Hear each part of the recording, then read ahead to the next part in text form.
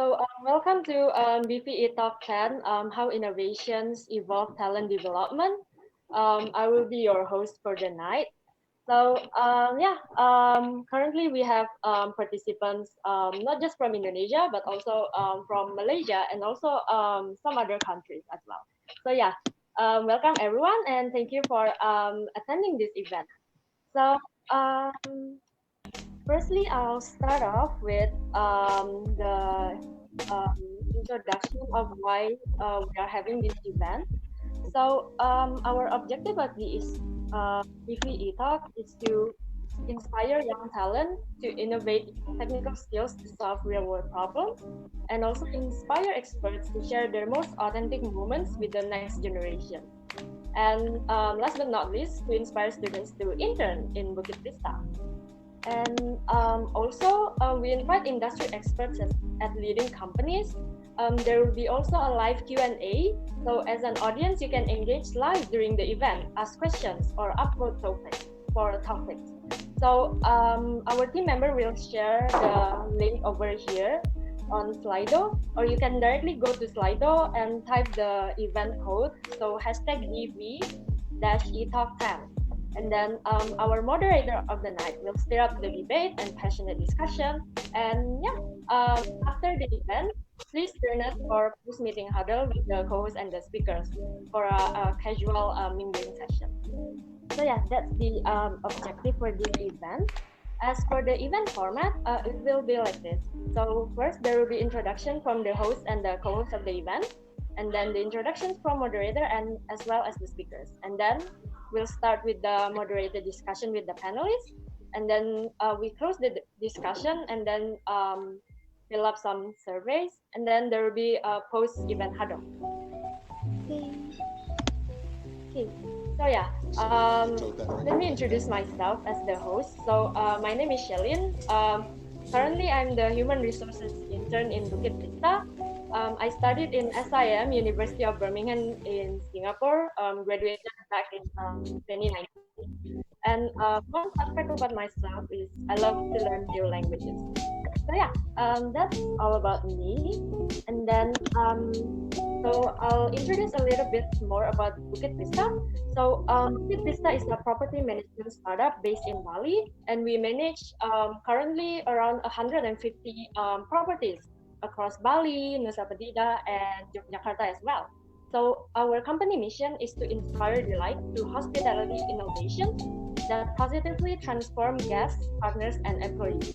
BPE Talk is the part of this mission as well, where we want to positively transform the employee side, where we want to inspire students to be our interns as well as our future employees as well.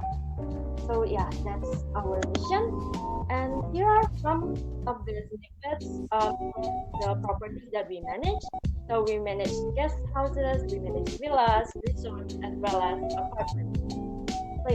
That's all of the introduction that I have for Bukit Vista. And I'm proud to say that we have our co-host here.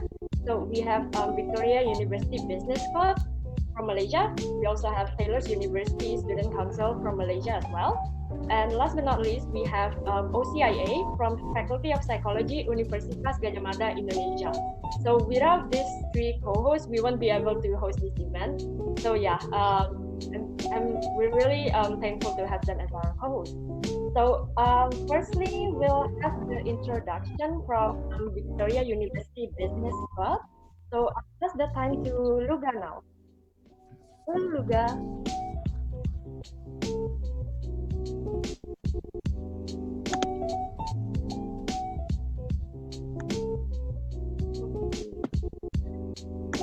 Hello. Hello. How are you all doing today? Yeah, we're doing pretty great. Yeah, good to hear that. Shall we begin? Yeah, sure. Okay. So, a very good evening to all of you. I'm Lugashini Kandasamy. I'm representing Victoria University Club, and I'm truly excited about the e-talk happening tonight. So before I start, I would like to thank Bukit Vista for reaching out to us and involving us as the co-host in organizing this event. So now I would like to briefly introduce our club and what we do. Next slide, please.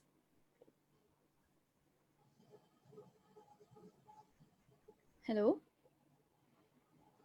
Oh, okay, previous slide, sorry. So basically, VUBC acts as a student council that is responsible for ensuring Victoria University students' best interests and affairs. Besides that, VUBC also aims to nurture young leaders by organizing events and activities that encourage business education and collaboration among VU students. So let's look at the events that were held by VUBC. So throughout the semester, VUBC has organized several events for VU students and Sunway students with the vision to promote student welfare and mission to enhance soft skills and collaboration. Some of our past events include, next slide please.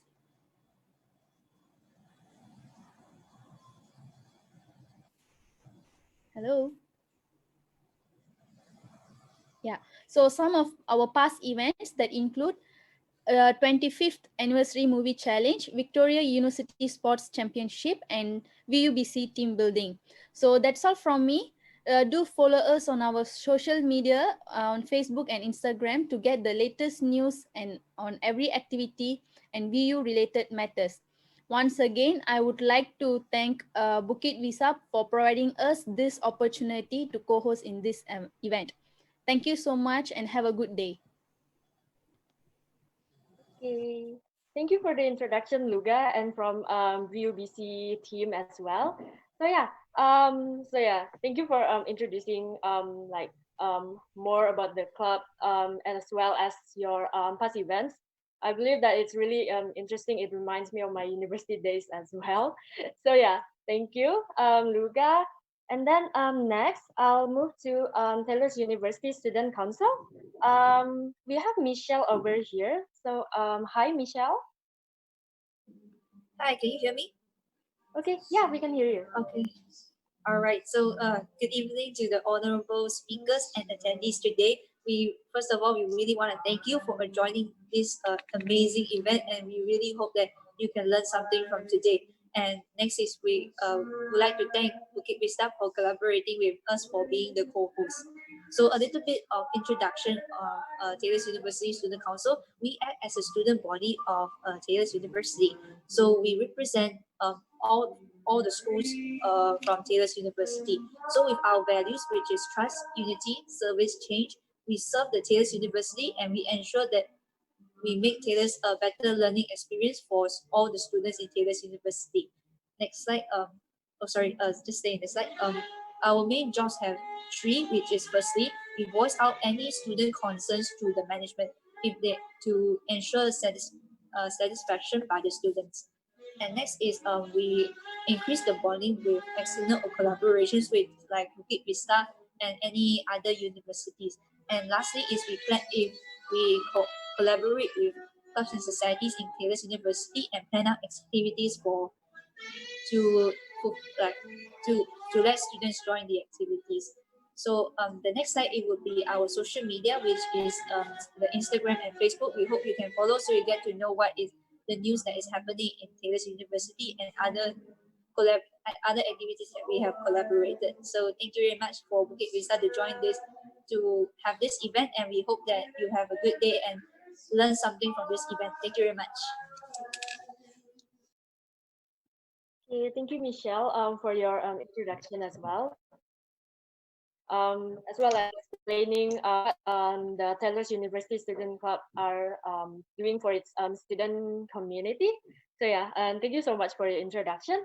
And now I'll pass the time to Ibu Yopina from OCIA Faculty of Psychology UGM. To Ibu Yopina. Yeah, thank you, Shalin, for the time. Yeah. Um, my name is Yopina. I'm a faculty member and also head of the Office of Cooperation, International Affairs, and Alumni of the Faculty of Psychology Universitas Gadjah Mada in Yogyakarta. So I would like to just give a brief introduction about the Faculty of Psychology Gadjah Mada itself. It's established in January 8, 1965. So it's been quite a decade, some decades, yeah, that we've been established. And the Faculty of Psychology of Universitas Gadjah Mada is recognized as one of the leading psychology programs in Indonesia. Next.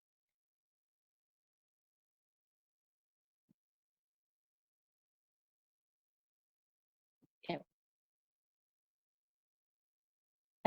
Yeah, this is just like kind of like example of the accreditation certificate. So we got accreditation certificate from the ASEAN University Network, and also, of course, the National Accreditation Agency for Higher Education for all the study programs that we have at the Faculty of Psychology.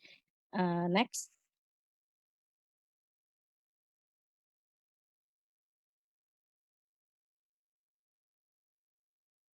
Yeah, there are 4 study programs, the undergraduate programs. There are 2 kind of undergraduate programs, that the regular programs, and also the IUPs, the International Undergraduate Program. And we also have 2 kinds of Master of Psychology. One is the Master of Psychology program, and the other one is the Master of Professional Psychology program, where you get a certification or license as a psychologist in Indonesia, and also a doctorate program. And we also have next, yes, for research centers. We have also the area of expertise first. Yeah, there are several areas of expertise in Faculty of Psychology. That's the educational psychology, social relations, clinical psychology, psychometrics, organizational change and development, mind, brain, and behavior, and also lifespan development. I think there are some areas of expertise here that will be relevant to the internship position at the Bukit Vista. And then there are 4 research centers: the Center for Public Mental Health and Center for Culture and Indigenous Psychology, Center for Lifespan Development, and also Psychodiagnostic Equipment Development Unit. So we are here, we're not only doing research, but also doing a kind of like community service as well. And also there are other supporting units. It's our unit, the OCIA, is also the supporting units, the Office of Cooperation, International Affairs, and Alumni. So we hope that we can collaborate, with Bukit Vista more for providing internship opportunity for our students. We also have Unit of Information, Learning Technology Development and Multimedia, Unit of Research Development, Community Service and Publications, also some psychological laboratories such as the Experimental Laboratory, Psychodiagnostic Laboratory, and Mind, Brain, and Behavior Laboratory. So I think that's our brief profile, about Faculty of Psychology. Again, I'm very glad and I'm very excited actually to join this the community of very enthusiastic and very enthusiastic young people, to learn, yes, together. And I'm very glad, that I'm here today to see uh, the honorable speakers sharing their experience and expertise. And so thank you. That's it. Thank you, Shelly. Okay, thank you, Bu Yopina, for your introduction on the Faculty of Psychology from Universitas of Gadjah Mada. So yeah, like as stated just now, so the Faculty of Psychology provides like a lot of like areas of expertise, as well as supporting units to the students, as well as the staffs in the faculty as well.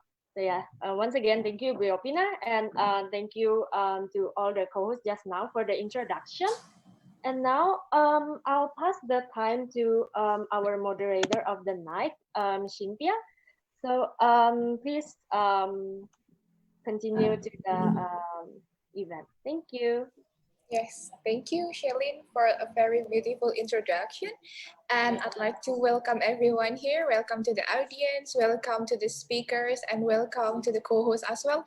I'm very happy and very honored to have you here. And then I will tell you guys a little bit more about me. Okay, so my name is Cynthia Devi. You can just call me Cynthia. I'm currently working as public relation in Bukit Vista. And actually, a BVITO founder. That's why I'm really happy, guys, to have you here. And then I was studied at Universitas Gadjah Mada. I was Diploma 3 Tourism. And then, yes, I have worked at Garuda Indonesia back then in 2017. And yes, the fun fact about me, if you want to know, I love watching the American Got Talent's Golden Buzzer. It just gives me some goosebumps. So yes, I think I will continue to introduce you to our great speakers tonight, but a little bit bad news here that Anjali couldn't be here with us since she have medical facility, so it's kind of like impossible for her to be here. So yes, that the things, but the show must go on. So I will next to continue to introduce the speakers, and then okay, Shelly, would you please the first one? The first one is Melissa. Melissa is working at DHL, but I will let her to introduce herself. So, hi, Melissa, sorry. Hi, Yes, Cynthia. Hi, everyone. My name is Melissa, or you can call me Mel for short.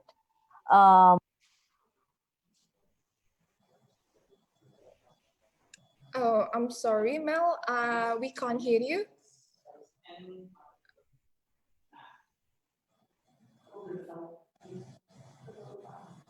Mel, is it just me or anyone can hear Mel? Yes, I cannot hear Mel as well. I can't hear. Oh, I see. I see. I'm not really sure. Mel, can you see me? Okay, I think I will send the chat. Would you please maybe Celine, please send chat to Mel. And then yes, I will move to the next one. Okay, the next one we have Saudi Kaneng, Mr. Saudi Kaneng. How are you today? Hi everyone. My name is Saudi. So basically, you can see from here, I'm Thai basically. So, but I put in a fun fact that people in Thailand think that I'm not a Thai. I think by the name, as you know, right? I think if you have friends in Thailand, so you see that name, right?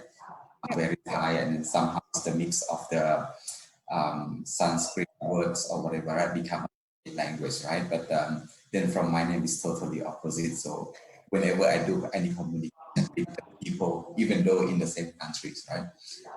So, can you speak Thai? Can you speak Thai? I said, well, why not? I born here, so I do speak, right? So then I'm here currently with Asset World Company, Asset World Corporation, Public Company Limited, which is as the head of human resources, look after. Currently, I have 19 operating workers under which is I overseeing, and also we have like more than 15 which is under pipeline, about to open and have just signed the contract. So we basically all the international hotel chain as the partner. We are working on the owning company side, which is we own, and then we get the branded company like Marriott, Banyan Tree, Hilton, Intercon, Hyatt. So those company as the operator for us. But then I myself graduate from here in Thailand from Rangkaphan University, which is, well, maybe you won't know what it is anyway, but it is one of the biggest university and open university in Thailand, in Bangkok itself. And before I come here, I worked for Conrad, right? So basically I based based on an island called Sami Island. If you have ever been there, right? Is in the southern part of Thailand. So Okay. it is. I love working in hospitality, and then moreover, I love working with young people.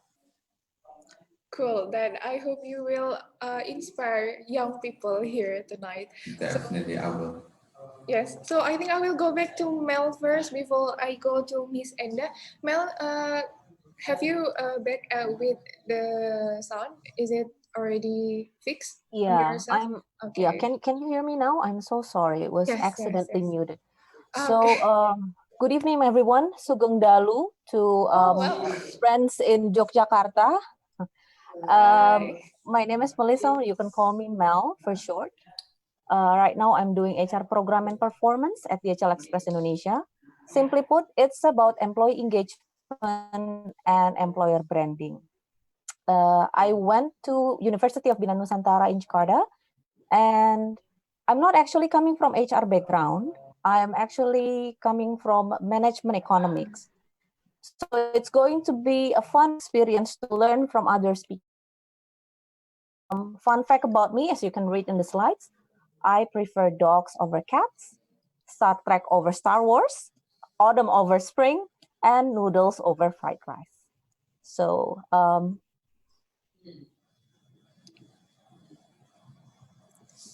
Okay, I think that's a pretty much lagging on Mel's side, but it's okay. Thank you, Mel, for introducing yourself. Yes, I do love noodle as well. I'm sorry, no offense. And then I will move to the next speakers, to Enda, to Miss Enda. Are you here? Yes, I am. Yes, please introduce yourself to us.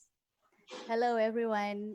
Good evening. Lovely to be here. My name is Enda Palupi. Actually, I have a very long name, so and quite difficult to pronounce, I guess.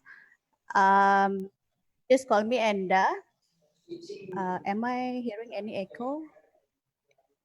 So currently, I'm working at Becton Dickinson. This is a U.S. medical devices company. We are focusing for the medical, life science, diabetes care, interventional surgery, and also sort of stuff. We are helping patients, family members of the patients, hospitals, clinics, and laboratoriums as well. I was graduated from University of Indonesia. I was taking major for psychology. Actually, psychology for University of Gajah Mada was one of my options during my examinations on the high school, because my big family is coming from Jogja. Before BD, I worked with Roche Indonesia, the same industry and the same business with BD. So it's been like 4 years now in BD. Fun fact about me, don't drive with me, especially when we are going to the new places because I easily get lost directions. And I told Shalin earlier that even if I'm coming to the office, I need to keep myself silent for 5 seconds before I aware where is my office are because it's the left or in the right. So easily to get lost. Even I'm using all the devices, all the tools, all the helps by Google Maps or everything. So I better to ask people around rather than using for the tools. Thank you, Okay. and looking forward for the discussion. Okay, thank you, Enda, and thank you for all of the speakers, all the incredible speakers that will share their knowledge and their wisdom with us tonight.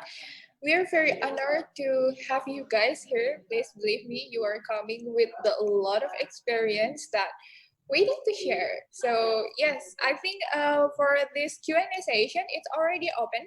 So you guys can go through the Slido, that is sli.do. And then after that, you can just enter the code. You can use the DV-E-Talk10. You can submit your topics there. You can submit your question there. And then you can also vote. If you see any interesting question there, you can vote and we will discuss by at the end of this session. So, okay, I will make it longer. So I will just come to the first topic. I think this first topic is coming from the Victoria University Business School. Okay, so this is the question that maybe relate to this pandemic session. Is okay. I will read it for you guys. So, is their organizational culture still relevant ever since the pandemic? How has the innovation helped in the process? Okay, before you guys answer this question, I actually want to add some here. So, yes, as an HR team, I believe that you have your employees from cross generations in your company. So I'm curious that what is your strategy actually to help them so this innovation could be applied and accepted by them. And then this question, the first one, I will go to Mel to answer this. Mel, would you please answer this question for us? Okay. Hi. Sorry, I just joined in. I just rejoined. Sorry. Okay. Can you probably repeat the question, Cynthia? Sure, sure. So this one, in this organizational culture, still relevant ever since the pandemic. And then how has the innovation helped in the process? And I added a little bit more. What is your strategy as an HR team? I believe your company have a cross-generation employees. So what is your strategy actually to make them accept and maybe followed the new innovation itself? Okay. So I personally think that company culture is crucial for company sustainability.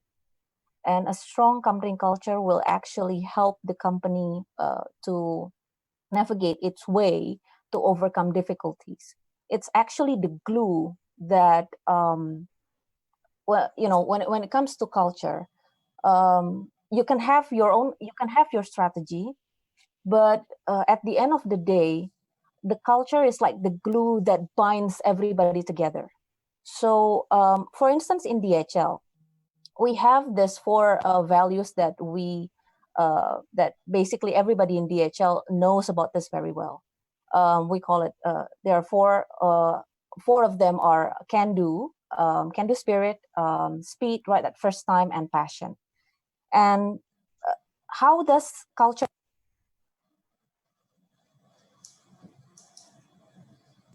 Mel, I think you are muted.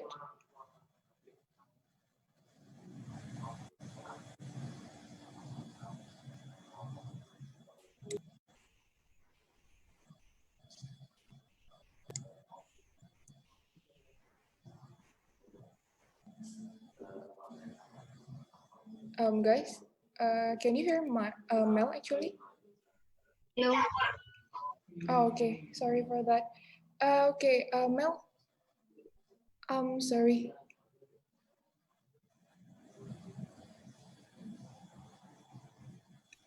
Okay, I believe actually Mel is telling us interesting things, but I'm not really sure. There is maybe some trouble in her connection or her what is that audio.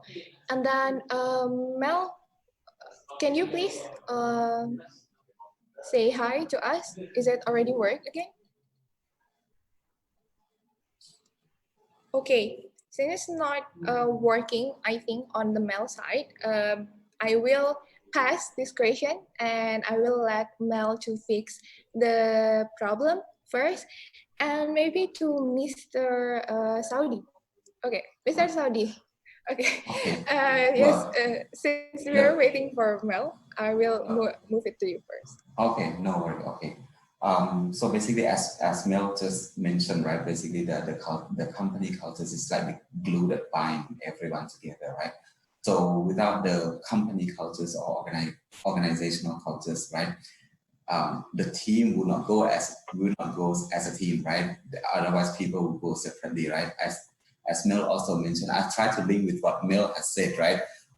She mentioned about can-do attitude or spirit. So those actually, something which is really important, especially with nowadays. And to answer the question is it still relevant even since the pandemic, right? So it has a bit, for me, it has a bit of impact on the organizational cultures, right? Because this thing has changed, this corona has changed everything of our working style, of our, way of work or whatever, right? In here, what we do is here, right? So basically, see, for example, in my company, I have a mix of generation, right? I have from baby boomer, I have generation X, generation Y, generation Z. So everyone is here. So at least, but one thing that Corona really helped is that get everyone, every single generation to be expert on using technology. So now they know how to use Zoom. We have meeting over Microsoft Team, and then everybody get connected on this and that application, and then more on social media just to get connected to each other. So those have really changed of our working style. And then in the meantime, right, those become the innovation, right, which is never happened. And here at my company, basically what we further into those change, we take opportunity on that, even though it hardly at the beginning for people to accept that or to adjust themselves or change themselves to the change. But at the end of the day, they have no choice. They have to do because they cannot go out of their home. They have to be there in the area. They cannot go to the office. So technology is really something that something new for, especially for generation before us, right, or before you guys, right? You are a new generation probably, and then working style also different. Now it seems like somebody take advantage on this as well, and I think it's somehow it's good for new generation that who look for work-life balance, which is this really help them to have very good work-life balance. They spend their time with their personal, their people at home, their family or whatever, and then they don't need to, like, especially like me, I'm in Bangkok, so I can avoid from the traffic for 2 hours at least already in the morning, and then before I go home. So life has changed, and then the company as the management of the company, then we decided to further those, right, by implementing work from home, and now it become work from everywhere. Somehow you sit at the beach to work, somehow you sit on the mountain or whatever where you have internet connection to work. So those really become a must factors that you cannot run away from that. You just need to get along with it and get used to with it. And then we are now even we need to educate, in the same time educate people how to prevent themselves from this pandemic, right? And apart from that, I was thinking about not only lifestyle, which is changed, but the way of work has changed. And then now, before we have lots of paper on the desk, signed on wet signatures or whatever. Now everything is signed electronically. So we move to the new, which is like new generation people, they do like it so much. So I think at the beginning, like this. Okay, thank you, Mr. Saudi, for telling us. Yes, it's mostly about from work from home now we can work from everywhere, and then it forced the generation, especially for the boomer, to start friendly, to be a good friend with technology. And then I'd like to know from Miss Enda. Miss Enda, do you think it is correct on the Mr. Saudi perspective, or there's something that you want to share from the BD side? Yeah, actually, I'm echoing for what has spoke about from the previous speakers. I'm just adding for a little bit statement here that organizational culture is very important for any employers, for any enterprises coming from small to biggest enterprise, because this is a very strong foundation how to operate, even how to really put the strategies, how to go for the actions to serve the customers and also our own stakeholders. So this is not only about the employee, but also about our customers. Like for example, in BD, we just revamping our culture. Same as Saudi, I think most of the company also moving forward to the digitalizations and using for more technical devices, something like that, and it across also to all generations. I also same like Saudi, I have various and diverse generations. Even I have my 24 just fresh graduate from university and working with us. So maybe for them it's very easy to connect with the technical things, but for the baby boomers it's one thing. um, so, and especially for these innovations, also need to get help from the management level. It's really important for them from the management or even from the leadership to have this empathic feeling, to have this empathic emotions that maybe from the productivity level it can decrease. However, in BD also, some like in Saudi, we put 3 A's: anywhere, anytime and any devices. So we don't really put obstacles to put everyone need to be online since 8 a.m. until 5, but they can work anytime. And also the innovation help in process is about the interactions and it's about the communications one to another. It goes like we are going beyond. We don't really need to do this kind of like face-to-face meetings anymore. More like we are moving to the using the digital and technologies as well to go for these interactions. However, one thing that need to put in mind that how to go with it seamlessly without losing any this of human emotions. Like in psychology, people need to see people's face, right? But now I can see your own faces, but still I can sense the vibe. I can see the good interactions as well. So that's the additional comments from my end. Thanks, Okay, thank Cynthia. you. Yes, thank you, Miss Enda. And then, yes, to Mel. Mel, I hope you are coming back with us already. I certainly hope so. Okay, yeah, okay. Okay, My mute. yes, clearly Okay. better. Okay, Fingers so crossed. Okay. yes, okay. I believe that you have heard about Saudi's perspective, also India's perspective. They coming from a different industry and also different um, companies, of course. But I think we have similar things here. What about in DHL? Yeah, I think I agree with what Saudi and Bainda has said before. I mean, they have mentioned some very important points that we also share in DHL as well. Yes, we are now moving towards digitalization. Right now, we are getting more and more familiar with Zoom. Not only Skype, but now Zoom. And by Zoom, meaning everybody, including those without email, can join, right? So we are expecting that we can embrace people virtually wherever they are, no matter what it is their, no matter what their role is, they can simply join and, making sure that they're also engaged. They know what's happening in the company. They know the strategy that we are implementing, especially in the midst of this pandemic. And employee engagement itself actually has changed dramatically because of this pandemic.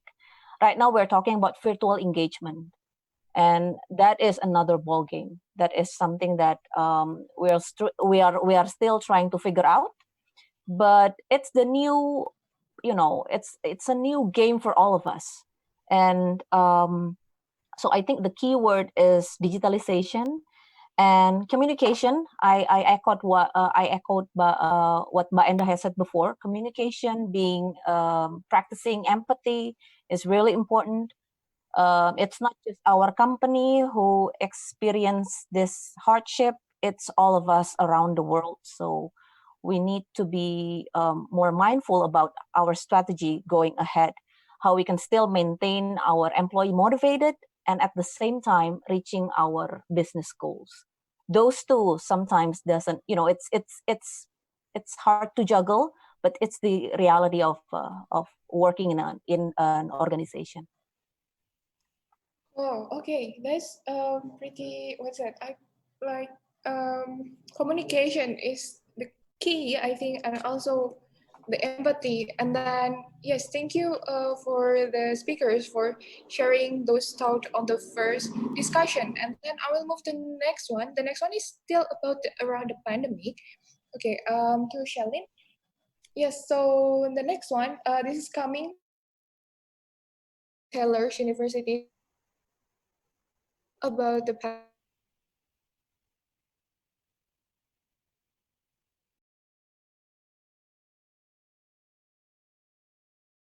and will this affect the economy and cut it planning for many youngsters future hugely? And if it does, what will it be? Okay, for this question, I will go to Miss Enda first. Interesting questions. Yeah, for this, I aware so many jobs are lost. So many jobs are replaced with much more digital savvy experience as well. However, impact to the economy, I'm not really sure that's going to be that huge because anyhow, I'm just saying from the positive and bright side perspective that it will be required for any youngsters, any younger generations, to learn more about the technologies and much more on enhancing their techie savvy, and also they're familiar with on the digital aspects and areas, and raising the bar for their these specific competencies and capabilities as well. For the career planning, I'm not really worried. However, again, maybe some of the the facing customer side roles will be eliminated and will be reducing hugely, I guess, because again, even my boss said you don't have to purchase the car by coming or going to the car shop or to the store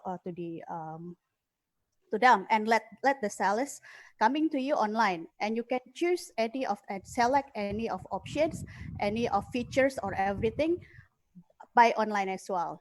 So again, all almost everything can be replaced with these technologies. So it's not hugely gone. I'm not really sure about it. However, just raising the competencies on the digital technologies issues, and there is still a lot of opportunities there where you are going to go for these technologies roles, and while you are also having these capabilities as well. Okay. So yeah, for me again, do not worry. Okay. Just moving and kind of like changing the capabilities and competencies of these future youngsters. Okay, thank you, Miss Enda. Well, actually, I'm pretty confused right now.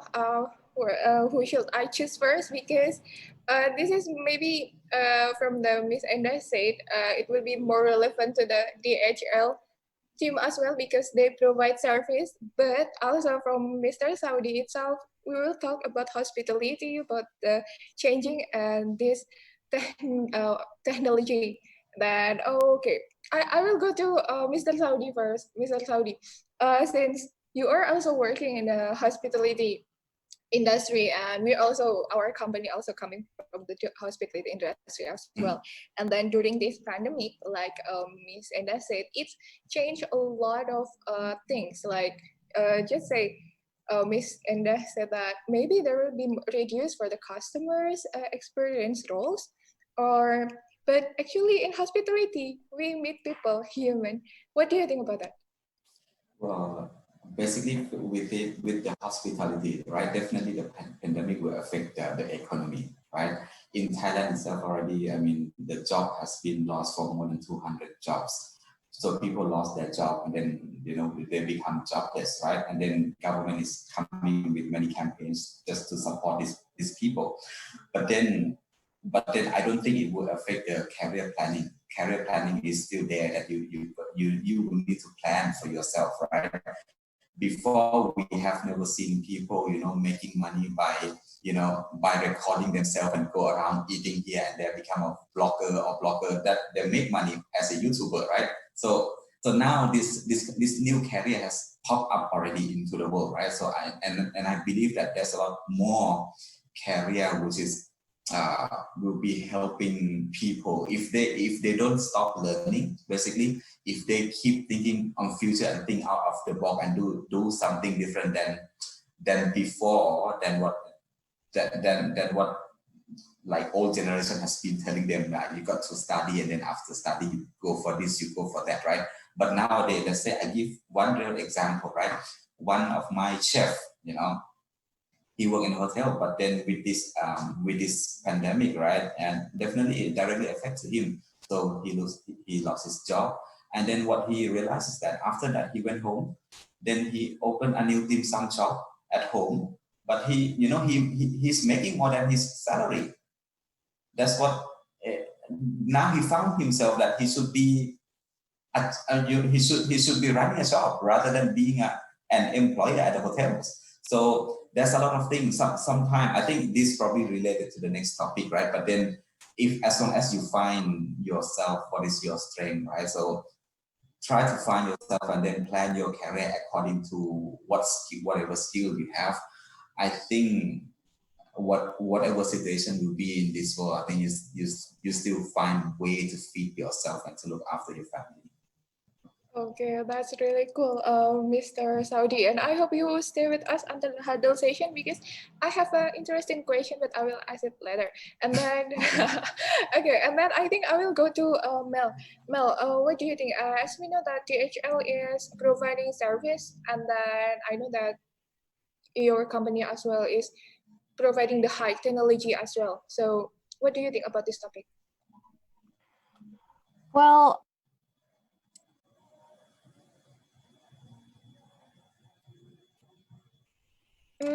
Well, sorry, I can't hear you. okay. I think a lot of, okay, can you hear me now?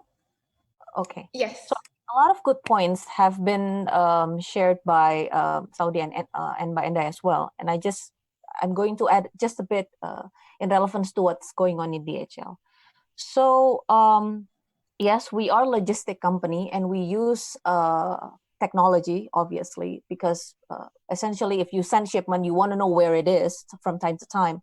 And we use tracking, we use a lot of equipments, and so a lot of things, a lot of technology behind those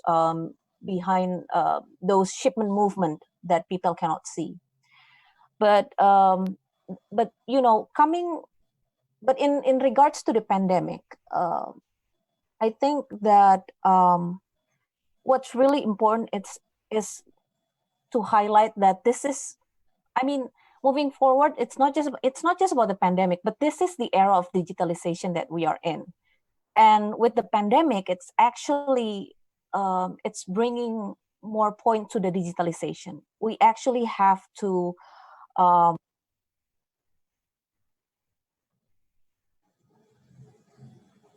Mel, I think you were muted. It's becoming more and more evident that technology and digitalization goes side by side and will empower our company, our business, regardless of the business, the line of business that we are in. And so I think when it comes to DHL, we are actually implementing a lot more innovations in technology. We are using more and more technology platform, digital platform. This also includes the way we engage our employees. We just launched a global social media we call Smarter. It's actually connecting employees in DHL Express, 100,000 employees globally. So this is where we are heading right now.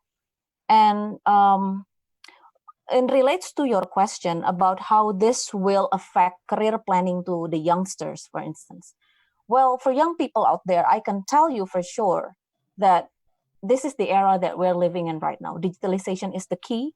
And not only being tech savvy, you also need to have this, you need to learn to be adaptable.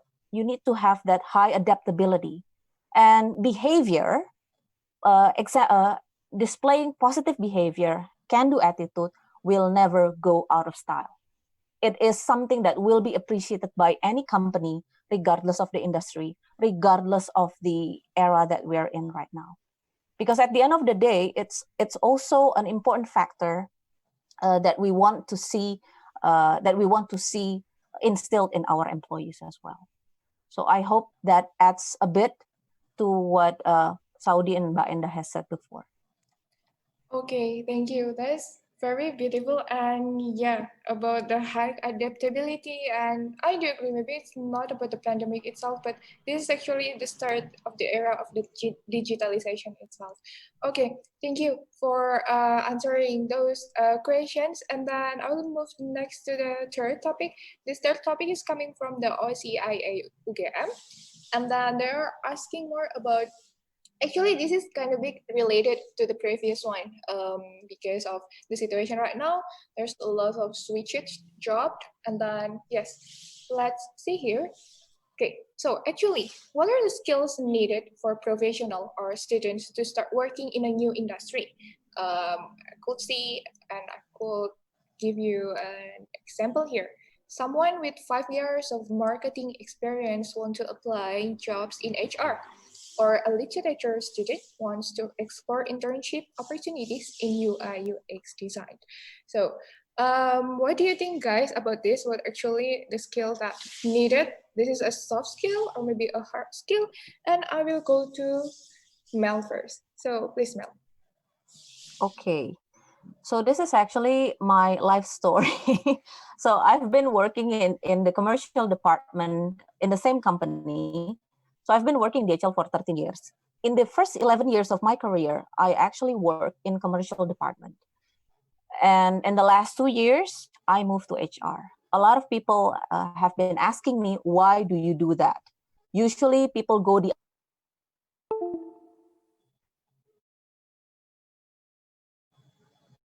told them, well, it's my passion.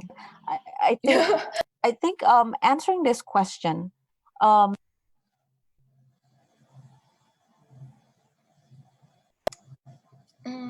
Mel?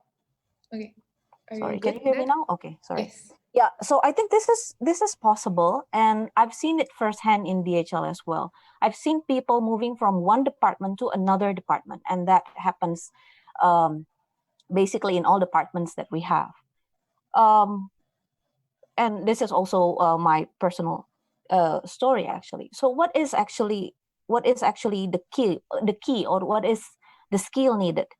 Well, I think the first one is that you have to have that thirst to keep on learning, regardless of where you are right now in your career, whether you are still trying to figure out where you want to go, what is my strength, what is my passion, and all that. You have to keep on learning, because life is all about learning. And let's say you don't like your job that you're doing right now, but it doesn't mean that you cannot learn something from it, right? Because from my own experience, moving to HR from commercial, not knowing a single thing about HR, what has helped me to move is actually what I have learned in the previous 11 years. So it actually gave me a quite strong foundation for me. I learned a lot about communication, which is also an important element in human resources. I learned about how to plan an event, which is also another key thing in my role as program and performance in HR. So dig up values or things that you can learn even in your current role, even if that role doesn't suit you perfectly. And secondly is to actively pursue the areas or the job that you want to that you aspire to do. And this could come from various ways. Right now, nowadays, we can learn from TED Talk, those inspiring talks happening in YouTube. You can get a multitude sources of information. The key is actively searching. And sometimes you have to actively state your career, I mean, for instance, in DHL, we have, in DHL Express Indonesia, we have over 1,000 employees. So it's really hard for an HR to understand one by one, 1,000 aspiration at a time, right? It's not realistic. So how do you do that? You have to state your interest to the respective party, to the respective hiring manager, even though there is no opening yet, but at least you already state what you want, what you aspire in his or her department, for instance. Try to find out more. Melissa, you got muted. Melissa? Mel? Mel? So I hope I give you a little bit, something to think about in regards to this question. Over to you, Cynthia. Thank you, Mel. A little bit lost by at the end sorry. of a little bit lost by at the end of the talk, but yes, I think maybe it already stayed clear about the terms of learning and also search of your strengths and then actively pursue. So yes, thank you for that. Maybe we could discuss it on the huddle session again. And then at for this one, I'd like to know also from Mr. Saudi. Mr. Saudi, do you have anything that to be add from Mel, or maybe there is something that you disagree by her statement? Basically, well, what Mel said is a very good point, actually, right? I do agree on one point, which is the new generation or new graduate currently, what they need. For me, the advice, as I used to be the mentor as well, and then as the HR leader, so definitely I used to mentor lots of people and they put people in the program, and definitely some of them success, some of them not, right? Obviously. So, but then from what I keep telling them is that you need to find yourself what you are talented for. Compare if you got to choose one time from with between talent and what you prefer. I mean, talent and preference is different, right? Liking one day in the future it can change, right? Today you like this, and then tomorrow maybe the one that you used to like before you change. But then what is with you as your talent, as the gift for you, it will remain. So stay with your gift and then move forward like broad as much as possible. And then as for and then with the new generation nowadays, what I would say is that I've seen a lot. They are very they talk, they are vocal, they raise their voice, their whatever, right? But that's a good point. That's what I like from them. But then somehow in relate to this whether that you want to change into the new industry or you just newly graduate, right? So basically what I do agree with Mel has mentioned is that the soft skill, right, it is really important. And then yeah, no matter in what industry, right? And then actually I do love the question that you put here in UI and UX design. So basically, in order to design UI and UX, basically you got to really understand people. And by understand people is all the soft skill, right? Soft skill take times. And it depends on how much do you open, right? New generation today, they said, oh, they open, they speak everything. But then by open, you have to learn to do something that you disagree, right? You disagree, but then you have to, jump into the solution. And then at the end, the agreement that you have at the end of the day, whether that you agree from the beginning or not, try and learn to do different things. Try to learn what you disagree, and one day you will learn that those things give you an experience. Those things will give you learning point that will build up your future in the future. So you become a good leadership in the future. Then whatever UI and UX design, company or whatever that you want to do, as long as you got a very strong soft skill and people skill, then you do it. You can do everything.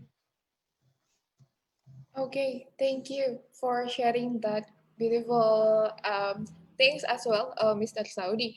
And then the last, where maybe before we jump to the audience topic, I think we have got several topic audience. I will go to Miss Enda. Miss Enda, what is your last statement for this? Do you want to complete it, or maybe is there anything that you disagree with them? Please, the time is yours. I would like to have these 5 years of marketing experience and apply jobs as my team members. Feel free. Because it's a very a different perspective, right? Coming from marketing background and then becoming a HR. But maybe first of all, that I would like to ask for the candidates or some people like this is what is the passion and what is the career life goals? Even like for example, the life objectives that you want to pursue. Because in BD, great attitude can brings everywhere. So again, similar to Saudi and Mbak Mel, that soft skill, but I maybe I have different terms that behavior, good attitude can bring you the success everywhere, in every role, every positions. Because again, the hard skills, even like HR, UI, UX design can be teachable and we can learn it as well. However, from the attitude, it cannot be taught. It cannot be teachable as well, right? Again, passion. If you are passionate about the role, then you will be success as well. And I do have some experience that my HR team members coming from different background. Even in BD, we do have our functional role to become a business person as well. Accountant, becoming a business leader who's dealing with numbers and sales target and sales achievement as well. However, it takes time again, and should be patient about it. And also, in red line is work with patient, and again, success can deliver to yourself immediately. Cool. Work with patience and success will come to you. Follow it to you. Okay. So I think thank you for the speaker for sharing those wisdoms. I think that's come. I believe that comes from your experience as well. So because you have already like 10 years plus in your industry, so I think this wisdom will be very useful for us. And then there are several things that is interesting that maybe it has been asked by our audience. So I think we'll move to the Slido side. Let's see the question that's coming from our audience. Okay. Oh, okay. This one. Okay. I'm sorry. I think everyone for the speakers here very interesting with this question. Okay, so first of all, this is coming from Swami. Okay, that's very unique name. Okay, so how to avoid internal politics You cannot. within the company? You cannot. Okay, maybe to Melissa first. What do you think about this?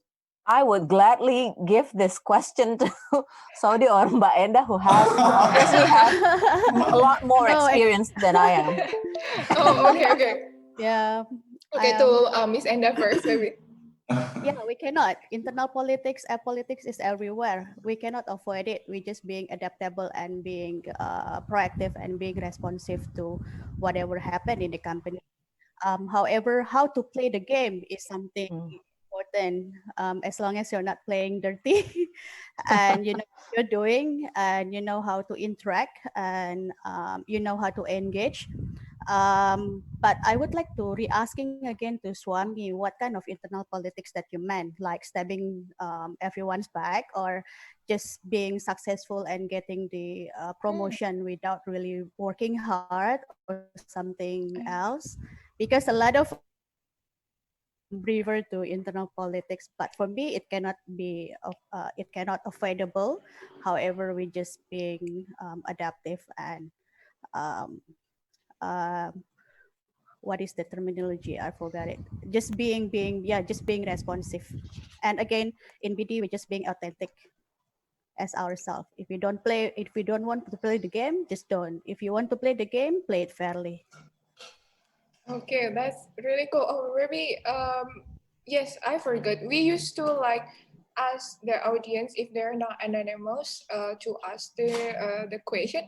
Maybe since Miss Enda also state what is kind of the internal politics that actually do you mean? Maybe to Swami, are you here?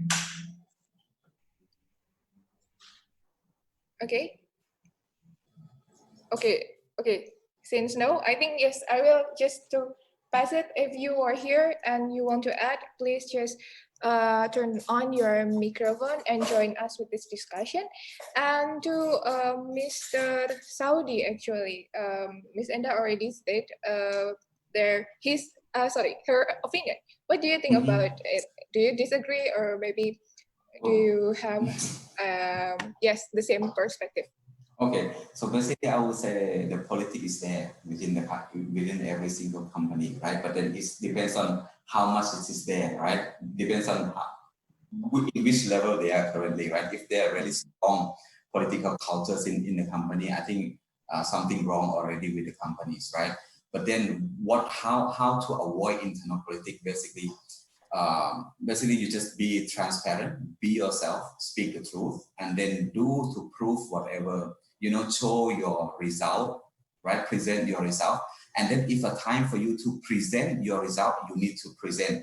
Somebody, some worker will just work and then let people don't want to talk about their success. don't want to talk about their contribution. So I don't think this is right. If you need a career growth, right, in the company, once you do, but make sure that you really did it yourself, right? You did it, and then you talk about it too. You got to let people know that you did it. This is my result. I did it, and this is by my hand, and then with the cooperation of my team or whatever. Do give credit to the teams, and then say thank you to others, and then let people know what you have done. So this kind of working behavior or habits, I think, will reduce the level of politics in the company.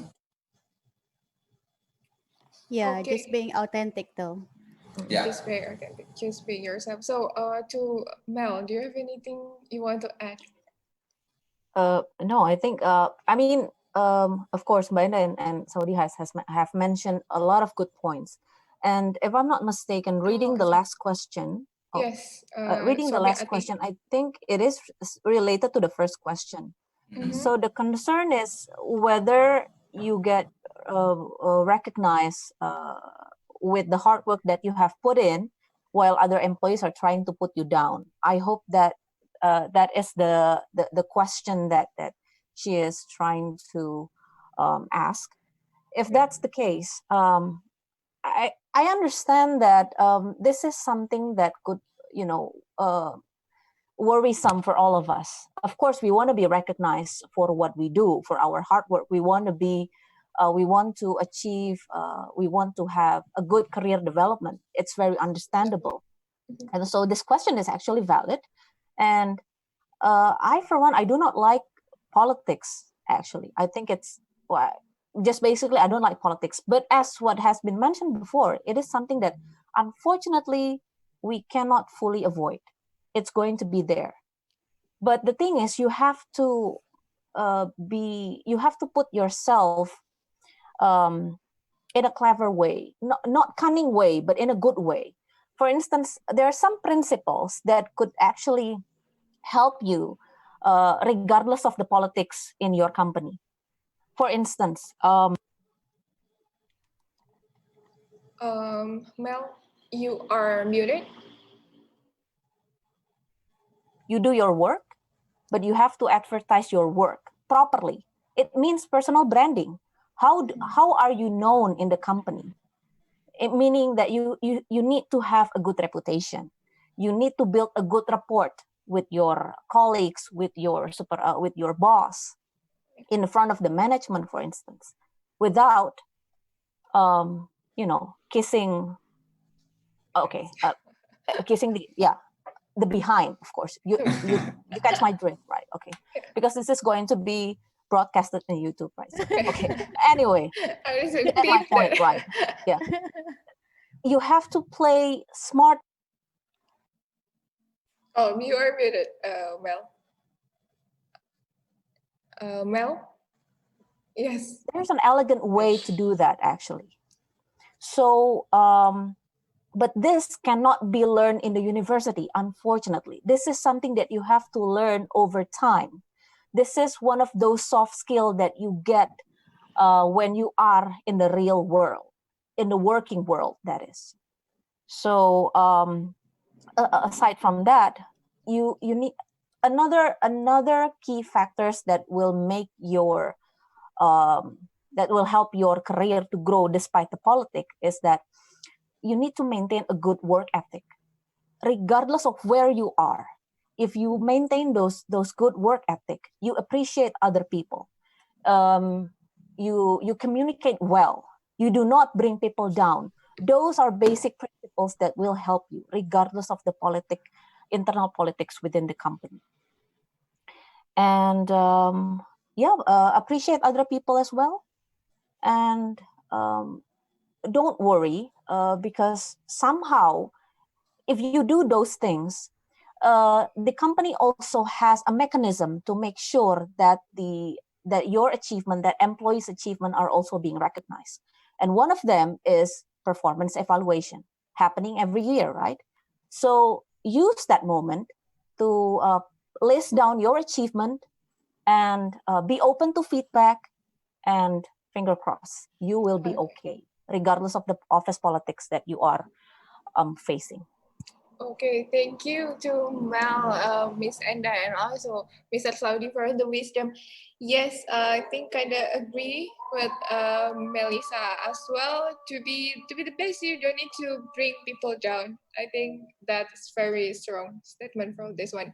Okay, Little thank you. tips, little tips. Okay, sure, sure.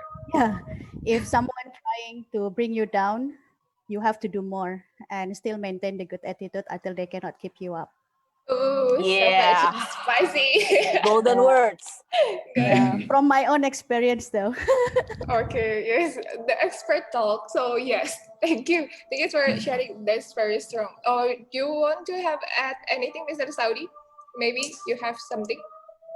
Well, actually, I can say that I will agree with everyone, especially what Mel has mentioned just now, and what ended by in that just now also ended very good. But so So support, just as I said, be yourself and do. Sometimes we have to learn not to care everyone, right? Not, I mean, I don't tell you don't care other people around you, but sometimes some really bad things come to you, and some not necessary stuff that comes to you. You don't need to really take it and put it into yourself. Just focus exactly. on yourself, focus on your strength, focus on your assignment, and do at best. And as Mel said, advertise, right? Yep. Yes, exactly. So I think all of the speakers nod their head. That means that's really a great wisdom, guys. Make sure that you already note that. Okay, then I will move to the next question. I think okay. Wow, this is coming from Swami again. Okay. Uh, see, I think this is very interesting. For this topic. But before go to your question, I will move to another question first, yeah, Swami. Then I will move to you again. Then okay, this is about the growth mindset and the fixed mindset. Is mindset important to be assessed to prepare employee readiness for change? Okay, I think I will go to Miss that who wants to answer this question first to Miss Enda maybe. Yeah, actually, growth mindset is one of the revamp culture in my organizations. Actually, and this is very important for every employees to have this growth mindset. Even though I think for me there is the right combination is to still have the fixed and also the growth mindset. And the change is really required for us for being agile, the agility of change, being dynamic, being adaptive, being ready for any kind of change is one thing required for any of us now. Like for example, how can you imagine that now you are all working from home, maybe everything just organized and done from home. And if we don't have this kind of like a new mindset, a new perspective, and a new perceptions about everything, then you're just being stuck. And having this mindset is very important. This is not something like one night learning. It takes time again, and always needed for the endorsement for the people around, and also the commitment from ourselves and also from the company as well. So yeah, it's very important to have us ready for any changes happen. That's from me, Okay. Cynthia. Okay, thank you, Miss Enda, for that, for the answer. And then to add a little bit more, oh, okay, to add a little bit more, maybe to Mr. Saudi. Mr. Saudi, do you have anything to be shared with us regarding the growth mindset or the fixed mindset itself? Yeah, definitely change will need a mindset, because if you cannot accept the change, right? So by change acceptance is also mindset, right? If your mindset is not ready to change, then you cannot change. And by learning of how many session of mindset or growth mindset session, learning, training, or whatever, it won't help. It starts from you, that you got to change. And by learning change, I think you start from your habits, you start from your daily working behaviors, or list of something that you can change daily from little small thing, right? And then from that, if you really understand what the change is, then if you physically, if you can change something, then now you learn how to change your mind, right? So by changing the mindset, by able to change the mindset, then the mindset will be there, right? Will be plugged into yourself, and if that growth mindset will really support you for your future. Okay, thank you, Mr. Saudi. Yes, the growth mindset as well. Here we also do practice that. So yes, it will help us to self-learning as well. And then maybe to Mel. Mel, do you have anything to be add or another opinion that you want to share about this question? Where is it, the question? Okay. Well, I mean, change is something that sometimes it makes us uncomfortable. That's why not everyone is open to change, but sometimes change is necessary. And I think what Saudi has said before, that we have to start practicing implementing change little by little. I think it's a good exercise, so that we will be more receptive towards change, because as what people there's a famous quote, the only permanent thing in this world is change. And trust me, it scares me as well. But look at we are right now. We are actually in we cannot imagine this situation right last year. This was a very different environment that we're living in right now, and we are now being forced.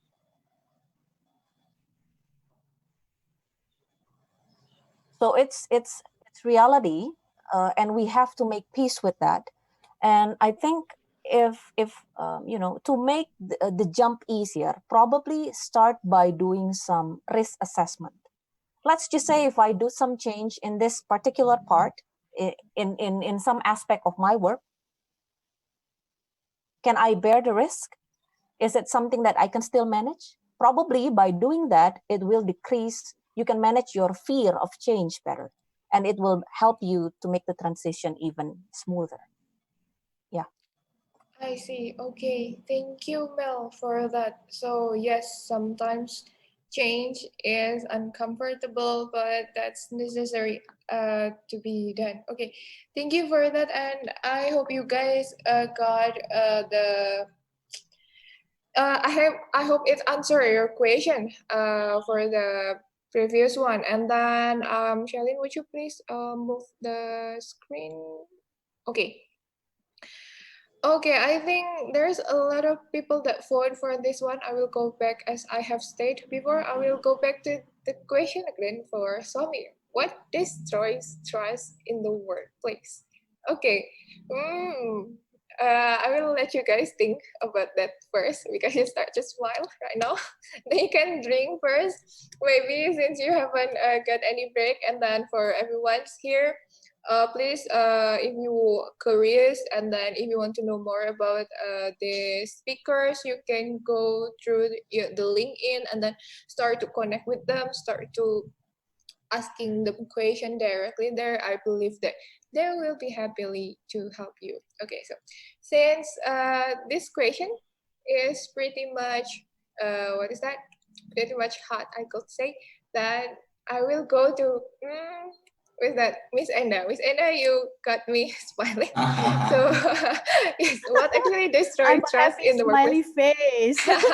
Or maybe do you have any experience about this? Would you please, maybe if you want, if and you don't mind, would you please share your experience behind your smile?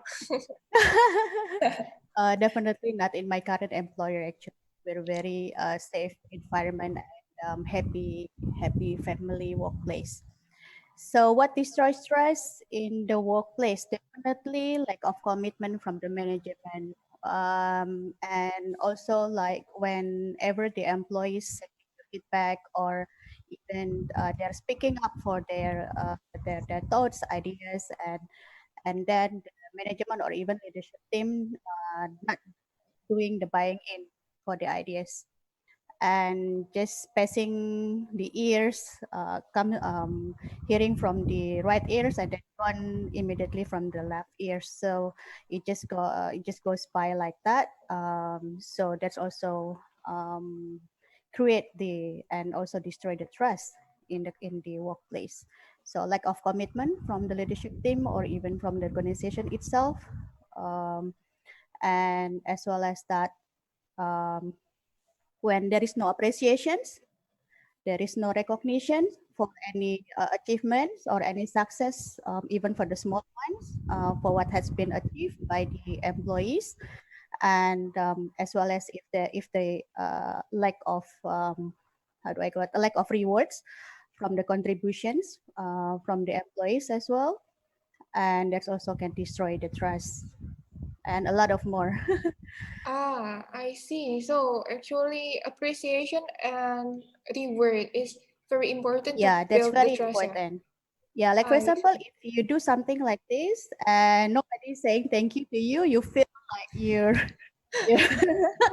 you feel like you're doing nothing, right? And simple as Yeah, that, I see. I even for see. the driver, the online drivers, or even the sellers from the small stores, the security, the people who's crossing you this, to the street, to another one, security's guard, or everything. Even they also can feel betrayed, can feel like they're threatening their own self-respect whenever we see I see. little bit like appreciations as thank you, or even like you're doing good or something like that. Not only about patting on the back, and then there is no more gratitude for the contributions or else, then it can also destroy the trust whenever the people can feel that they don't contribute to the successful or for the organizations or things that they're doing. So for me, again, like in BT, we'll always endorse these things like that. And we'll always celebrate small success and recognize and also rewarding for the achievement that we made. I see. That, That's that makes the employees goes beyond.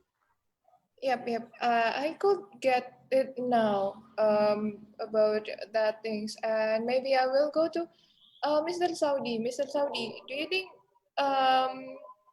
what do you think about what is Miss Enda has said? Because she said about the appreciation. I think the little things matter here, yeah. So in Yeah. effect, and yes, what is your thought about this? Yeah, thank you. And I think that is in regards to the engagement, right? Yep. So I think engagement is one of the result when you keep the commitment as what Inda has said, right?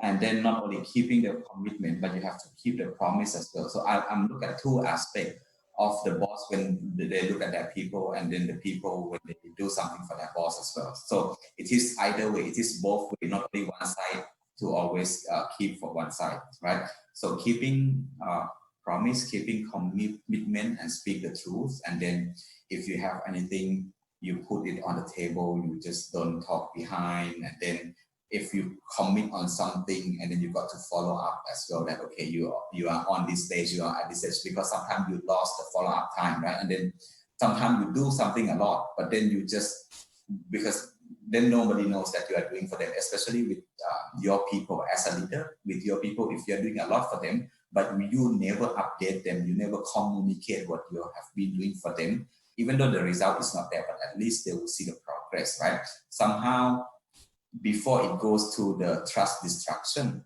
uh, it is not yet been destroyed, but it is the feeling is there already that the trust has been destroyed, right? So make sure that you keep the promise, you keep commitment, you keep communicate with the teams, you follow up, and it is not only from top to down, but it's down to top as well. Like you need to have an open communication and forum to update the people. I see. So yes, the same things that also Miss Enda has mentioned is about the commitment and then keeping the promise as well, put on the table and communicating. I think that's very important to avoid the destroy feelings in the workplace. And then the last one, maybe, thank you, Mr. Saudi.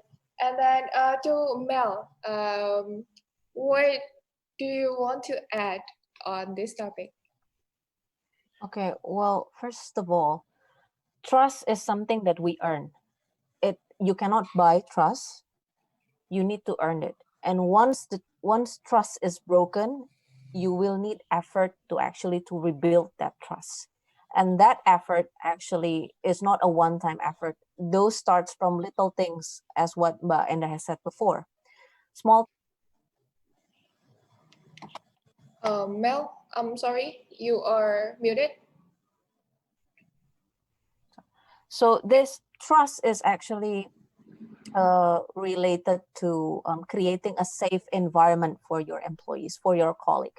Regardless of where you are, whether you are in the management or whether you are an employee working with another employee, it's very important that you have that sense of trust. And that is built by openness, a good communication, and do what you say, and create a safe environment, basically, for other people to confide in you, for other people, they know that when they come to you for help, you can, you will help them. You are open. So, as I said before, yeah, trust is something that you earn, and it starts from little things, actually. Okay, that's very beautiful wisdom that our speaker has shared. And I saw that you guys are very interesting for this topic because I saw the question is kept coming in. But I'm so sorry because we have a time that need to be managed. Maybe guys who have written your question here, you can stay here for the huddle session. Let us, the speakers, freely to them. Let us your question freely to them. And then we'll move to the next one after the audience topic. And I think, yes, this topic is the last topic that we will accumulate for this BVE talk. So, but don't go anywhere first because, yes, we still have things to cover up. But okay, the things that we got for today's discussion, I think we have a very great expert that talk about their wisdom. To us, we could say that from the very first topic, it is about the strong company culture. But at the end of the day, it will still include the employee as well. So yes, it's kind of like a foundation for a strong to keep a company cycle as well. And then for the second topic we have covered about well, what is that? I think the switch on one, and yes, maybe the technology. Um, you should keeping up with it, and also you should try to find your own strength because it maybe it's not matter of the industry, it's not matter of the pandemic of what, but it matters of you. And then the third one, okay, this is about what are skills that we should learn. I think yes, we should keep self-learning to self-learning and then keep moving, searching for your strength as well, the same, and also actively pursue and proactive. And I remember about the patient thing. Yes, find out your patient, and I think if you do the patient, then the success will follow as with Enda stage, like that. Okay, so I think that's pretty much it for today's discussion. That's a very, very beautiful discussion from our expert. I personally say thank you to Mr. Saudi, to Miss Enda, to Mel. Thank you so much for coming here and being here with us, to the audience, to the co-host as well. Thank you guys. And then before that, please, for the audience, I need your help to improve our BVE talk because it will be our last BVE talk in 2020. Please do your survey here. Please submit your feedback because feedback matters for us to keep improving. And then, yes, you can access it on the bit.ly slash BV Seminar 2020. And it's already sent by Miss Arafani on the chat link and the chat box. Please, you guys please can go there. Maybe just take 2 minutes, but your 2 minutes is very matters for us. Okay, so I think to Shelin. Shelin, I will get back the time to you. Thank you so much for having us tonight, and I will see you again. Okay, yeah. Thank you, Cynthia, for moderating the discussion just now. So yeah, okay. So yeah, I'd like to thank Audi and Lisa as well for the discussion just now. Um, as you can see, like how heated the discussion was. It was really interesting to see each of their perspective based on their experience on the topics given here by our co-hosts as well as our audience tonight. So yeah, um, okay, so yeah, okay, and next, um, so Bukit Vista, we are opening internship opportunities. We are currently opening remote internship opportunities. So you don't have to be like you don't have to be in Bali or Jogja to do this internship, but you can anywhere. So we have several positions open. So we have human resource, customer relations and reservation intern, digital marketing, financial analyst, video editor, and so on. So as Miss Ara has sent in the chat box as well, you can go to our website, bukitvista.com/jobs to find out more and directly apply from there. Okay, and then next, we'll be having more events in the future for BPE Talk. So you can go to our website as well to find out more about our upcoming event. We also have our Instagram page, BPE Talk. So make sure to follow our Instagram as well to get updates of our upcoming event. Okay, and then so we had this BPE Talk number 11 with Institute Teknologi Bandung University from Indonesia previously. So our CEO, Jing Choi Yang, he couldn't be here at the moment, but he spoke in this event. He was talking about data science in hospitality. You can find this video in our YouTube channel as well. So yeah, if you're interested, please head into our YouTube channel directly. You can also watch our previous PPE talks as well. And then uh, coming soon, PPE talk number 12 in January 2021. Um, for this event, we'll be back with the code. We'll be talking about programming especially. So yeah, please make a mark the month in your calendar for next month. So yeah, we have this event coming as well. So yeah, so that concludes the event. Thank you everyone for coming, and I'd like to invite everyone for the huddle session. So this is basically like a casual meeting session. You can directly ask questions to the speakers as well. So yeah, feel free to stay in the room after this. So officially close the event now. So see you on the next BBE talk. So thank you everyone.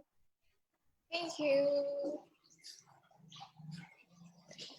Okay. Okay.